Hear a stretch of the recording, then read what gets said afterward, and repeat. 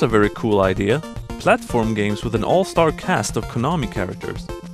Konami Wai Wai World came out in 1988 and then a sequel in 1991. In the first game you start out with Konami Man, an old mascot of Konami's that I've personally only seen as a bonus item in Aishi Senshi Nicole. Then Konami Lady, which isn't from anything. They just needed a female counterpart to Konami Man. There are 6 stages where you can find and unlock the other characters, and they're all located where they should be. Simon Belmont in Transylvania, Goemon in medieval Japan, Mikey from Goonies in a city, King Kong in a ship, Fuma from Getsu Fumaden in Hell, and finally Moai Man from Easter Island. Some of the characters here are a bit of a stretch. King Kong, for instance, is here just because Konami made King Kong 2, which is a game kind of like Gremlins 2 that isn't a sequel game, it's just based on a sequel movie. Moai Man didn't even come from a specific game. Moai are just hidden in the background in various Konami games. All characters have their independent life bars, which is nice, and their own special weapon. Simon has crosses, Goemon has coins, and so on. You switch by jumping while holding up, which I suppose is as good of a way as any to switch.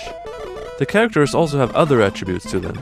Mikey is short, so he can get into places others can't. Fuma can break certain blocks, and Goemon is the only one who can open treasure chests, which I frankly think is pretty dumb. It makes you have to break out the Goemon every 2 minutes to open something. One more thing to the characters. Whenever you switch to one, the music switches as well to whatever music was in their respective character's game. Wai Wai World is a very impressive game on the surface, but it's also pretty aggravating to play.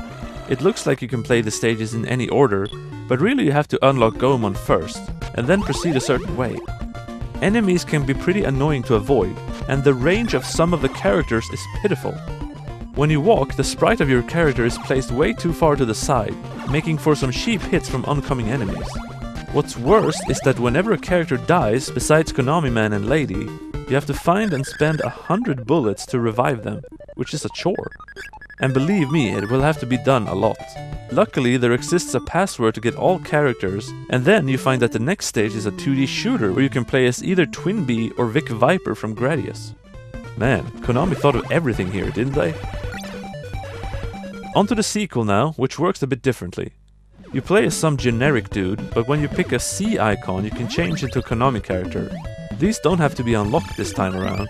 Instead you can choose between a few different rotations at the start. Returning are Simon Belmont, Goemon and Fuma, but here Upa from Biomiracle Bakute Upa on the Disk System joins in, along with Bill Reiser from Contra. Instead of these characters having a life bar this time, they are invincible, but they can only be used for a limited amount of time, and getting hits reduces that time. When the time is up, you revert back to whatever his name is. The sequel also has flying stages, like here where you can cleverly press A or B to shoot in different directions.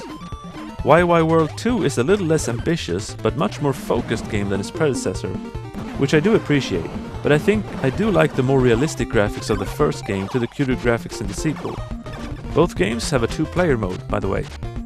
Nowadays, you only see this kind of mashup in a fighting game like Smash Brothers or Company X vs Capcom, which is a shame when there could be more games like these.